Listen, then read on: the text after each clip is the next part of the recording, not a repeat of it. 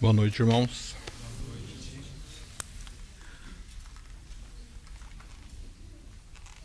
O irmão Watmani, em um dos livros dele, ele conta uma ocasião em que ele estava ministrando sobre a santidade de Deus, e um dos irmãos presentes teve um vislumbre do que era a santidade do Senhor. Ele realmente viu uma fresta da eternidade em relação a isso.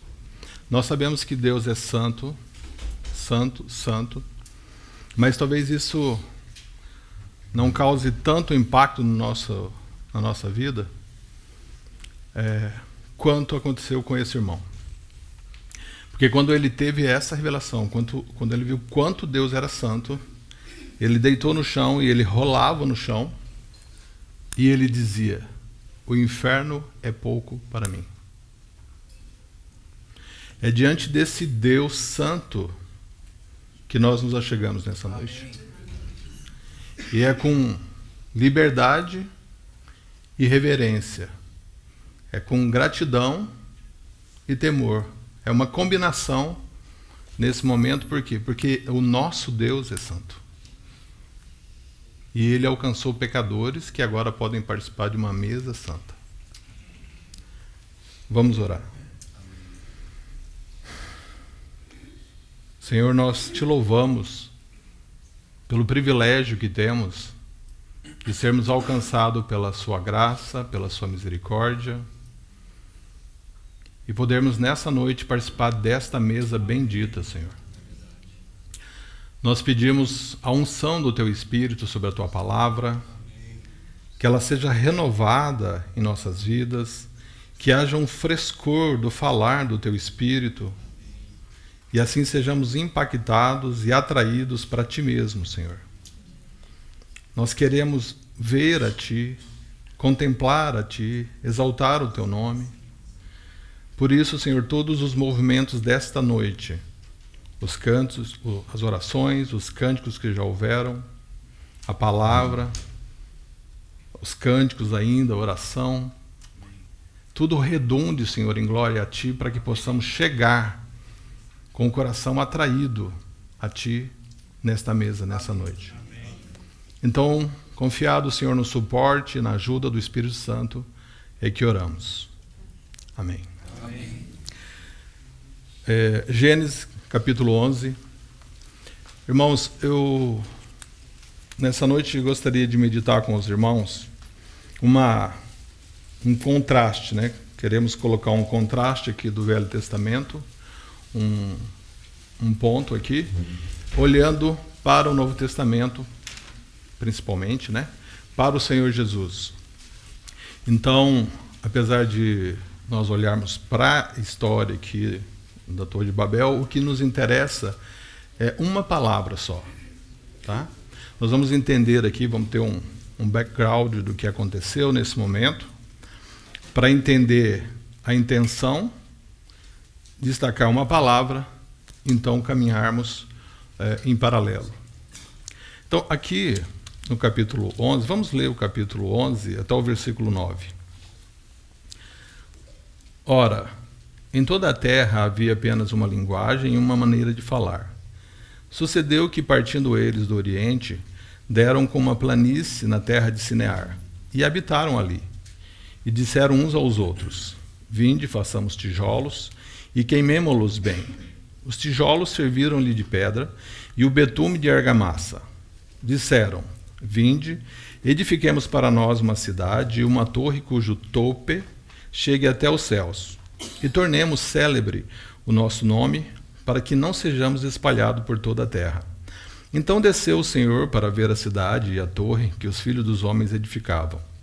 E disse: eis que o povo é um, e todos têm a mesma linguagem. Isso é apenas o começo, agora não haverá restrição para tudo o que intentam fazer. Vinde, desçamos e confundamos ali a sua linguagem, para que um não entenda a linguagem do outro. Destarte o Senhor o dispersou dali, pela superfície da terra, e cessaram de edificar a cidade. Chamou-se-lhe por isso o nome de Babel, porque ali confundiu o Senhor a linguagem de toda a terra, e dali o dispersou por toda a superfície dela. Porque, olhando para essa passagem, nós podemos pensar, puxa, mas o que tão terrível os homens fizeram, que Deus teve que descer e intervir tão pontualmente e agindo com justiça manifesta nesse momento.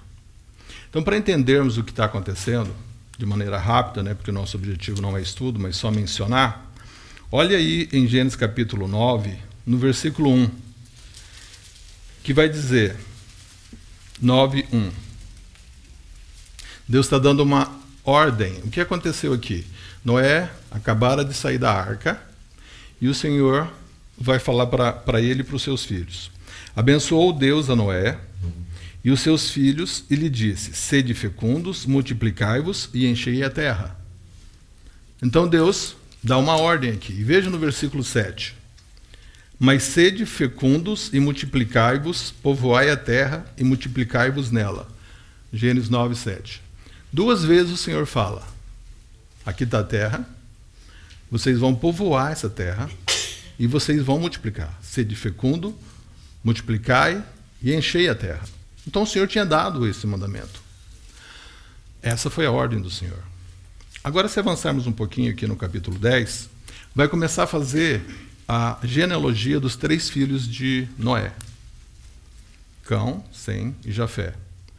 Olhando só para a genealogia de Cão, se você olhar aqui no versículo, só o primeiro versículo do capítulo 10, diz assim, são essas gerações dos filhos de Noé, Sem, Cão e Jafé. No versículo 6 do capítulo 10, vai dizer assim, ó, os filhos de Cão, Cuxi. Tá? Esse é o que nos interessa no momento. Aí no versículo 8 fala assim, Cuxi gerou a Nimrod, o qual começou a ser poderoso na terra. Então, Noé teve um filho chamado Cão, que teve um filho chamado Cuxi, que teve um filho chamado Nimrod, né, o bisneto de Noé. E no versículo 8, fala que ele começa a ser poderoso sobre a terra. Esse é o primeiro homem poderoso que tem sobre a face da terra. Existem agora vários homens poderosos, mas esse foi o primeiro. Mas sabe qual que é o coração desse homem? No versículo 9, fala, foi valente caçador diante do Senhor. Essa expressão fala que ele se opõe ao Senhor. No original é essa a ideia. Não simplesmente é um valente. Mas o que significa Nimrod? A palavra no original significa 2 coisas. Significa rebelião e valente. Então, os nomes têm muito significado, principalmente aqui no livro de Gênesis. Nós vemos aqui que Nimrod, esse homem, o nome dele significa rebelião. E mais para frente, no versículo 10, vai dizer, o princípio do seu reino foi Babel. Tá. O que nós vemos até aqui é que não precisávamos nem dessa ideia para ver que isso é uma rebelião ao Senhor. Porque o Senhor falou que era para multiplicar, encher a terra, ser fecundo. E eles falaram, não, vamos ficar aqui, vamos fazer essa cidade para que não sejamos espalhados. Né? O versículo 4 fala, para que não sejamos espalhados por toda a terra. Então isso já é uma rebeldia. Mas aqui está claro que o princípio de Babel é rebelião. Mas então há uma intensidade da rebelião. O fato deles fazerem essa cidade, eles já estão demonstrando rebelião. Mas sabe onde está o ápice? Inclusive parece um trocadilho, mas não é. Sabe onde está o ápice dessa rebelião? Nessa palavra que nós lemos que fala tope. Façamos uma torre cujo tope chegue até os céus. Porque no original, essa palavra, ela é roche, R-O-S-H, ou roche. E o que significa roche? Significa cabeça, significa principal, central, destacado, significa alto, capitão. Isso, nós não vamos estudar aqui, mas nós poderíamos pegar todas as passagens na Bíblia em que Rosh foi traduzido com esses sentidos. Então veja, o que eles estão dizendo é: essa cidade é a nossa segurança e essa torre, ela é tudo isso para nós, cujo tope chega até os céus. Então, quando nós olhamos para isso, já identificamos que aqui está a rebelião, nós podemos fazer a primeira comparação aqui, quando eles falam no versículo 7, no versículo 4, vinde. Quando eles falam vinde aqui, eles falam vinde e edifiquemos para nós. E o que nós vemos lá em Mateus capítulo 11, versículo 38? O Senhor fala: vinde vós, que estáis cansado e sobrecarregado, e eu vos aliviarei. Então aqui a gente vê a primeira diferença. O vinde deles é: vinde para que edifiquemos, para nós. E o Senhor fala: vinde, eu quero que vocês conheçam o que é descanso, o que é alívio. Aprendei de mim, que sou manso e humilde de coração. Então o homem afastado e rebelde a Deus, ele tem que edificar. Ele está cansado e tem que construir. Quando o Senhor nos chama, nós estamos cansados e Ele vem nos aliviar. Nós não temos que construir nada. Ele construiu, Ele alcançou, Ele fez a obra maravilhosa. Aqui os homens querem fazer para alcançar a Deus. E aqui nós já vemos também que eles desejavam alcançar o céu, né? Cujo topo chegue até aos céus. Mas se os céus não descem até nós, nós nunca alcançaríamos o céu. João, Evangelho de João, capítulo 1, versículo 1, vai dizer que no princípio era o verbo estava com Deus, e o verbo era Deus. E aí no versículo 14 vai dizer o quê? Esse verbo, que é Deus com Deus, ele desce do céu e habita entre nós. E o verbo se fez carne e habitou entre nós. E vimos a sua glória. Então, se não for assim, nós nunca viríamos. Mas nesse mesmo capítulo, no capítulo 1 de João, no último versículo, no 51, o Senhor Jesus vai dizer assim, que ele vai interpretar o sonho que Jacó teve. Quando Jacó estava fugindo do seu irmão, ele vai dormir no meio do caminho, ele pega uma pedra, ele dorme. Quando ele dorme, ele tem um sonho em que tem uma escada que liga o céu à terra. Certo? E o Senhor Jesus vai interpretar esse sonho de Jacó aqui no versículo 51 do capítulo 1 de João. E acrescentou: em verdade vos digo que vereis o céu aberto e os anjos de Deus subindo e descendo sobre o Filho do Homem. Os anjos estão subindo e descendo sobre o Filho do Homem. Ele é a escada que dá acesso ao céu. E ele vai falar: ninguém desceu do céu, ninguém subiu ao céu, senão aquele que de lá desceu. E ele está se referindo a quem? Ele está se referindo a ele mesmo. Não há um caminho se não for por meio do Senhor Jesus. Eles também fizeram essa torre, pensando: essa torre é a nossa cabeça. Eu não ia pedir para os irmãos abrirem, né, mas se quiserem, eu vou mencionando, tá? Efésios capítulo 5, 23.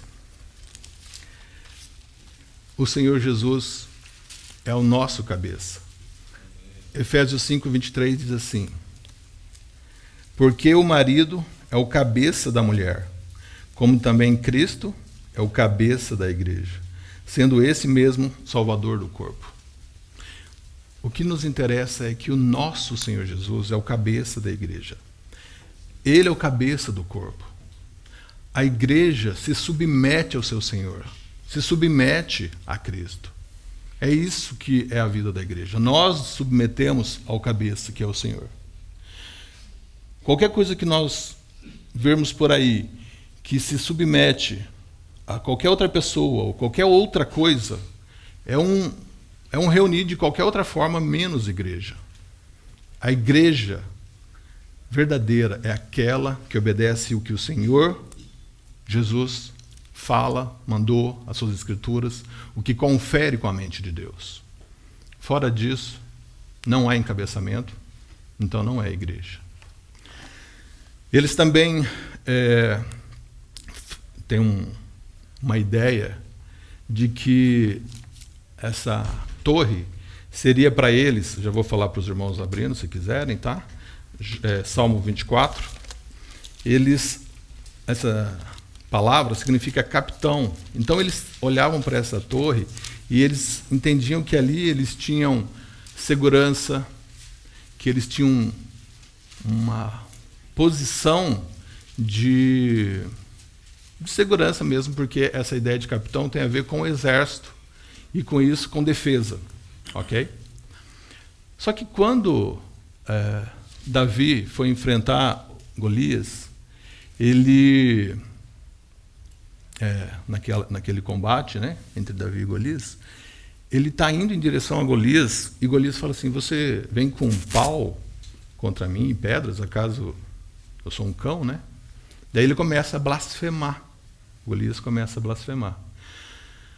E aí Davi diz assim: você vem contra mim com lança, com espada, com escudo. Sabe contra você com o que eu vou? Contra você eu vou em nome do Senhor dos exércitos. O Senhor dos exércitos, ele é mais do que capitão, ele é mais do que qualquer patente. Ele é que manda em todo o exército. Mas por que a gente abriu aqui no capítulo do Salmo 24? Vamos ver quem é esse Senhor dos exércitos e onde é que ele está. Nós sabemos que o Senhor Jesus, ele subiu aos céus, e nós sabemos o que aconteceu até chegar nas nuvens, né? Para sabermos o que aconteceu depois das nuvens, nós precisamos de outras passagens. E essa é uma delas. É o Senhor Jesus chegando no lugar que lhe é devido, que é nos céus. Então aqui no versículo 7 diz assim, Salmo 24, 7. Levantai, ó portas, as vossas cabeças. Levantai-vos, ó portais eternos, para que entre o Rei da Glória. Quem é o Rei da Glória? É a pergunta. A resposta: o Senhor forte e poderoso, o Senhor poderoso nas batalhas. Só que continua, e a pergunta vai ser feita novamente. No versículo 9: levantai, ó portas, as vossas cabeças, levantai-vos, ó portais eternos, para que entre o Rei da Glória. Quem é esse Rei da Glória? O Senhor dos exércitos é o Rei da Glória. O Senhor dos exércitos. De quem nós estamos falando? Do Senhor Jesus. É Ele que está chegando aqui. Então, em nome de quem que Davi foi contra Golias? Senão do Senhor dos exércitos. Que é esse o nosso Senhor. Também eles queriam altura, eles queriam que o nome deles fosse sobremaneira conhecido, né? O Salmo 47, 2 diz assim: o Deus Altíssimo é tremendo. Mas eu queria que você abrisse então Isaías 57, 15. É que o Salmo realmente diz isso, né? O Deus Altíssimo é tremendo. Mas Isaías 57, 15, nós vamos olhar só a primeira parte.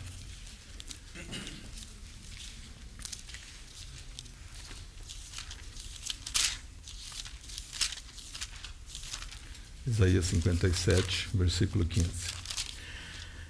Porque assim diz o alto, o sublime, o que habita a eternidade. Quem é alto, senão o nosso Deus? Quem que é sublime, senão o nosso Deus? O Deus Altíssimo é tremendo. Ele é alto e sublime. Ele habita a eternidade.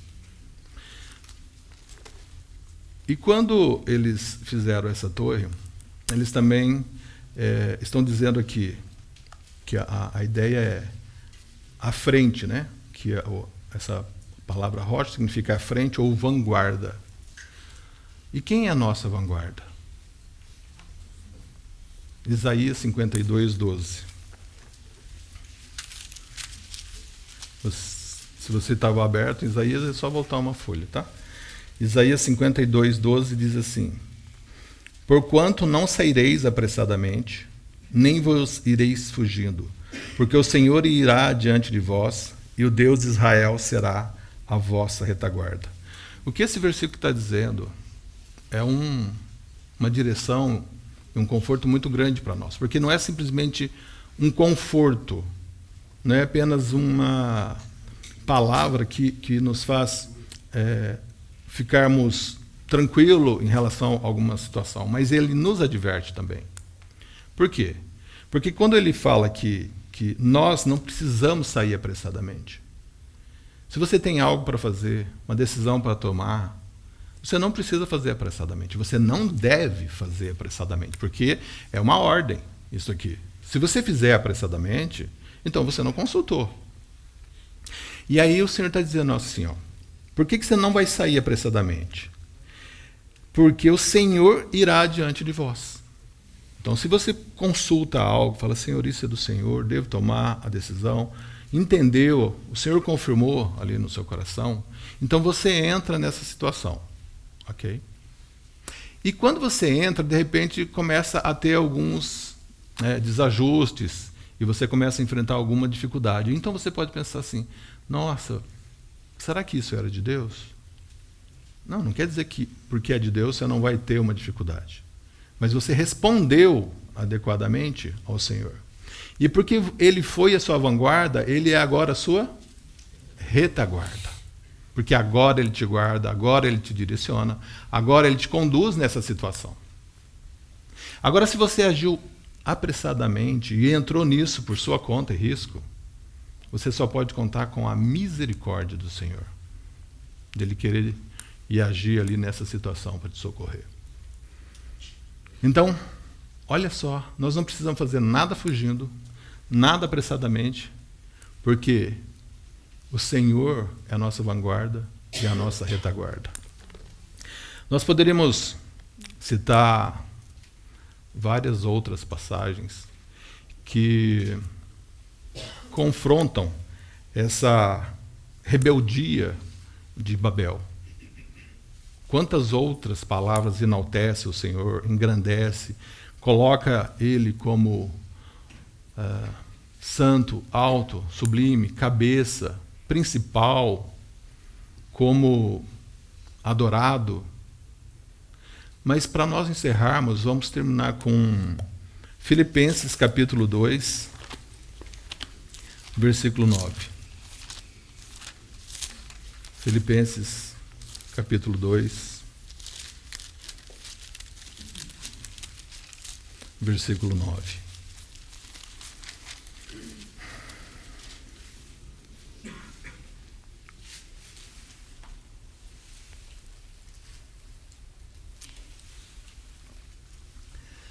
Pelo que também Deus o exaltou sobremaneira e lhe deu o nome que está acima de todo nome. Irmãos, talvez quando a gente fala esse versículo, a gente possa falar assim, porque, pelo que também Deus o exaltou sobremaneira e lhe deu um nome que está acima de todo nome. Não, Deus não lhe deu um nome que está acima de todo nome. Deus lhe deu o nome que está acima de todo nome. Para que ao nome de Jesus se dobre todo o joelho nos céus, na terra e debaixo da terra. E toda língua confesse que Jesus Cristo é Senhor, para a glória de Deus Pai. Então, esse versículo, ele encerra todas as coisas debaixo do nome do Senhor Jesus. Se Deus deu um nome para o Senhor Jesus, que é acima de todo nome, e que diante dele se dobra todo o joelho, e toda a língua tem que confessar que ele é Senhor, o que sobra no universo? Então, se esses eram rebeldes, nós queremos nessa noite confessar que voluntariamente e com gratidão e contentamento no nosso coração, nós declaramos que o nosso Senhor é o nosso cabeça. Nós declaramos que Ele é o capitão, que Ele é o Senhor dos exércitos. que Ele é altíssimo, que Ele é maravilhoso, que Ele é santo, que Ele é conselheiro, que Ele é eterno. É para isso que nós nos reunimos nessa noite, para enaltecer, glorificar e exaltar esse santo nome. É para isso que nós nos reunimos nessa noite. Amém?